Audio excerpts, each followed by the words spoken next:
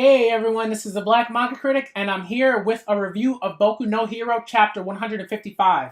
Now, before I get into talking about the chapter, I just want to say that, in a general sense, this chapter has cemented this arc, the overhaul arc, I'm calling it, as the best arc that has come out of Boku no Hero Academia. Maybe you want to argue with me about that. We could definitely have a conversation. But I really don't see how you can argue against the fact that this arc is the best arc in terms of quality, in terms of writing, in terms of the narratives that are being introduced, in terms of the character development, in terms of the art. Like, bar none, it is the best arc that has come out of Boku no Hero Academia so far. Period. So, obviously, if we're going to get into the chapter, we got to talk about all of the fucking hypeness that's been going on because this was definitely a hype chapter.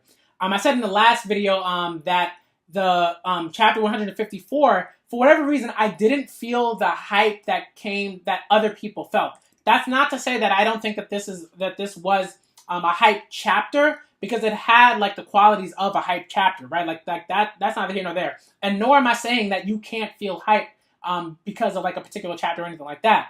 It's just that for me, for whatever reason, it just didn't do it for me. And I think part of that was because like Deku's 20% was kind of like whatever to me. I'm just like, okay, like I know he's gonna get increases in power. So stuff like that isn't particularly like whoa, this is amazing, because we've already seen increment increases, and we know that there are going to be more increment increases. So this kind of thing was kind of like, oh, okay, like that was cool, but like it wasn't like particularly hyped to me. But that's just me, right? That's just my opinion.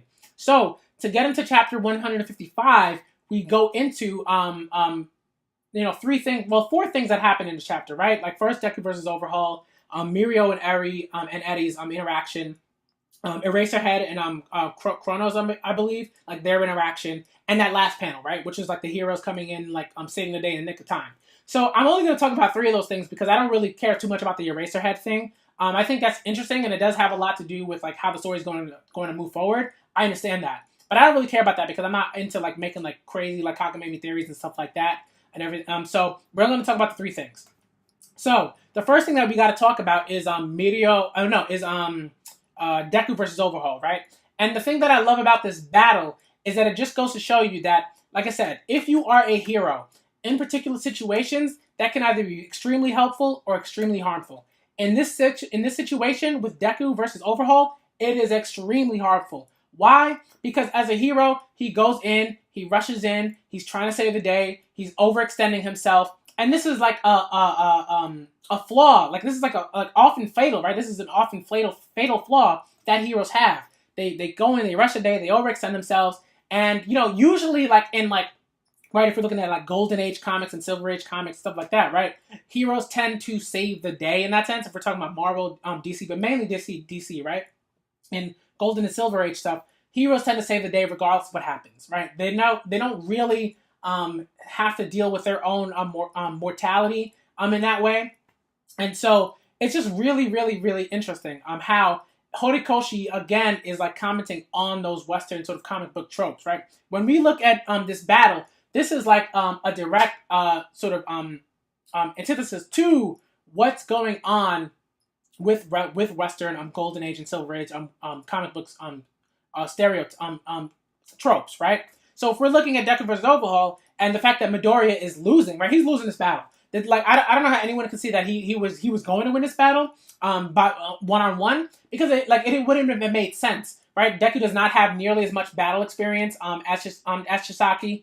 He doesn't have the experience. He doesn't have nearly as much experience in terms of using battle tactics, entering battles, and he's just not as strong. Like he's just not as strong in terms of like being able to use his quirk to his advantage, right? Look at what's happening now.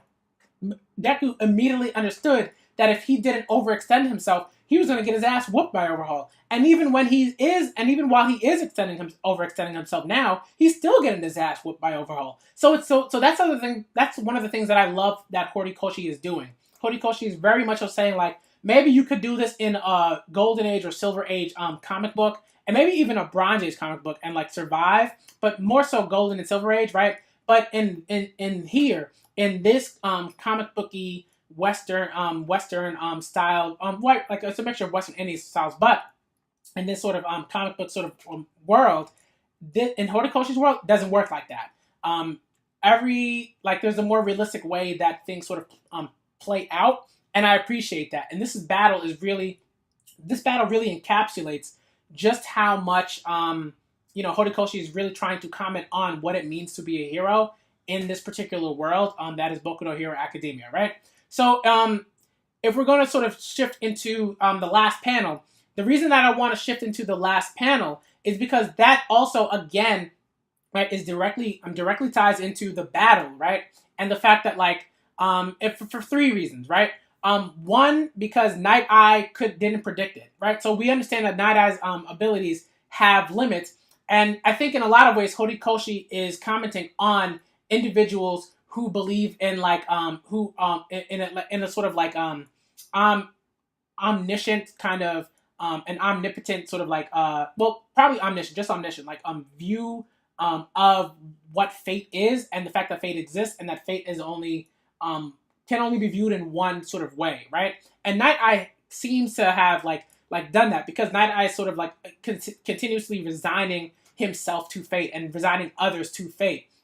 And Horikoshi, with that last panel, it's like the biggest way that he could have shitted all over Night Eye's conception of fate, right? And just general conceptions of fate. I think that's the thing that Horikoshi is doing, and he's not doing it subtly here. In this chapter, like, he did it subtly in sort of other chapters, but I think in this chapter, this last panel is really like just like shitting on all the other chapters that have almost kind of supported Night Eye's view of what fate is, and the fact that fate exists and things of that nature. So I really sort of appreciate the way in which Horikoshi is commenting on right on Night Eye and his view of faith, and the fact that it's very much so an erroneous viewpoint to think that, like, everything is planned out and you can't do anything to change to go against concepts of fate and things of that nature. So I really appreciated the last panel for that. The second thing about the last panel that I really appreciate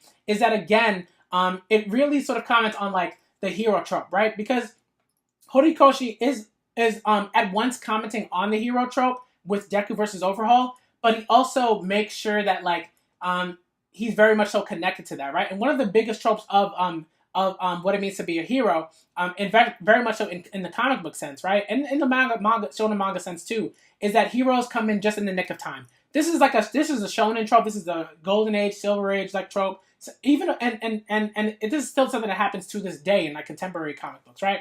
Heroes come in the nick of time to save the day. Sometimes they don't save the day, but I think what I love is that, like, this is like a thing, like, that really goes to show you that, like, Horikoshi is very much so has the hero and the concept of the hero on his mind all times, within every narrative. So I really love that that sort of last panel really sort of comments on the fact that, hey, just because heroes can lose, and he's also trying to subvert, like, hero tropes in some ways.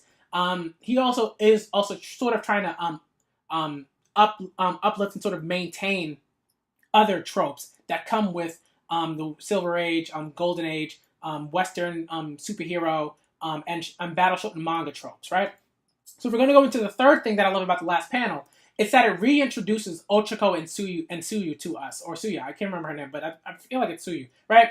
Like, that's what I love. That's probably what I love most about this last panel, because we needed to know, like, what the fuck's going on with Ochako? What the fuck's going on with Suyu, right? Like, where the hell have they been? Have they been battling? Have they been doing anything? I think that was one thing where I thought that in terms of this arc, I thought that Horikoshi kind of dropped the ball, because this was, like, the best place for Horikoshi to develop characters, right? Like, to develop characters like Ochako, like Suyu, who hadn't gotten much development throughout the sort of narrative, right? Like outside of Ochako feelings for Deku being brought to light more and more, and like stuff like that, right? Like, but outside of that, like, it's kind of like, okay, that's cool, but, like, let's get some, like, legitimate character development for Ochako, also, and for Suyu, right? And for Momo, and for Atsui, like, right? Like, let's get some character development for them. So hopefully this last panel introduces the space for that character development to happen. That's what I'm looking forward to. I'm looking forward to the next chapter. I want to see what happens. I want to see what's been going on with Ochako, what's been going on with Suya, right? Like, what's been going on with them, and whether they got character development, off screen, and maybe we'll get to see that. but I just want to see something. I need something, Horikoshi. I need some type of character development for them. So if I'm going to move into the third thing, and I think this is with, which is Mirio versus, not Mirio versus Eri, but Mirio and Eri, and Eddie, right? The thing that I love about this is just how much Horikoshi really cares about many narratives, right? And when I say sort of like many narratives, I mean like narratives that aren't like, you know, that don't encapsulate like the entire like arc or the entire chapter or things like that, right? This is like, okay, maybe the big narrative, right, is the fight between Deku and Overhaul, and the heroes coming in to save Deku and Night Eye, and the sort of mini narrative that's going on within this chapter is Eddie and Mirio and both of them dealing with their traumas, right? Dealing with their traumatic past and their traumatic memories, and really right, and the juxtaposition of both of these individuals and how they deal with trauma differently, right? So I think we need to talk about Eddie first, because I think Eddie is such an interesting character to introduce to a story like this. And for one reason, and being that like it's very clear that there's a way in which like she doesn't have the not even the capacity, but maybe she did have the capacity to deal with certain things, but that capacity to deal with her trauma has been slowly eroded by Chisaki, right? There's a right, and I think that's why like we see such a marked difference, right? With Mirio, who is clearly trying to battle against his own traumatic moment in losing his quirk, right? And Eddie, who has consistently dealt with similar traumatic moments and just does not have like the mental, physical, or physical energy to combat the effects of trauma, right? Of those moments, of the physical abuse, right? Of the mental abuse, and I think that's really sort of interesting, because in one sense, right, Mirio is trying to save Eddie from her trauma, but is failing, not only because trauma is much more than just I'm going to save the day and come in, right? Trauma is a very complex sort of thing. And there have been tons of articles, peer-reviewed journals, just dedicated to that alone. So Mirio trying to like save Eddie from her own trauma, like that's not gonna cut it. You know what I mean? Like it just doesn't work that way. And to top it all off, Mirio was dealing with his own recent trauma, right? So like it's like dude, how are you with your own recent trauma going to sort of purport that you can save this little girl from sort of stacking up, sort of stacking upon of traumatic moments? Like it's like no, like, and Horikoshi really sort of sees that, and he sees sort of like the ridiculousness in heroes who think that they can save everyone from everything. You can't save everyone from everything. That's not the way this shit works, okay? Like, and I think that's what one thing that I really love about this, in that, right, on the Deku versus Overhaul front, Deku cannot save the day by himself. He just can't. He's not strong enough. And right, like at least without like destroying himself, right, physically. And Mirio cannot save Eddie from her trauma. There's more to it than just I'm gonna get you out of here and everything will be okay, right? It doesn't work that way. That's why, right? Like that's why when Chisaki just does like a loud like sort of shout, Eddie, like there's a feeling that and that feeling is very much so encapsulates just how trauma works in a lot of ways, and just how much like you can do so much work to try to upend the power of trauma and of traumatic memories and stuff like that. But sometimes it's all for naught in particular moments in time, and in this particular chapter, it's all for naught. So I think that I really appreciate just how much Horikoshi's improved as a writer, in very much so focusing on all of the narratives that he introduces. I really appreciate that. I think he's doing some excellent work. He's really, I think, been allowed to do more as a mangaka with his work, because like I keep harping upon this, but at the beginning of the manga, there was a way in which like it was a little cookie cutter. It was a little like too like cookie cutter battle shonen-y, right? The first maybe like 40 chapters or so, something like that. And then once it really started to ramp up, right? Once the popularity like shot through the roof, then it was like, oh, Horikoshi was like, I can really do these stories. I can really, attack these intricate and important themes in a way that stays true to battle shonen, but also sort of tries to subvert battle shonen tropes a little bit, right? So sort of in the vein of Hunter x Hunter. So I loved this chapter. That's all I'm gonna say about it because I don't want this video to be like 25 minutes long because it could be. And yeah, I'm the Black Manga Critic, and this is my review of Boku no Hero chapter 155. This was the hypest chapter yet, and I'm out.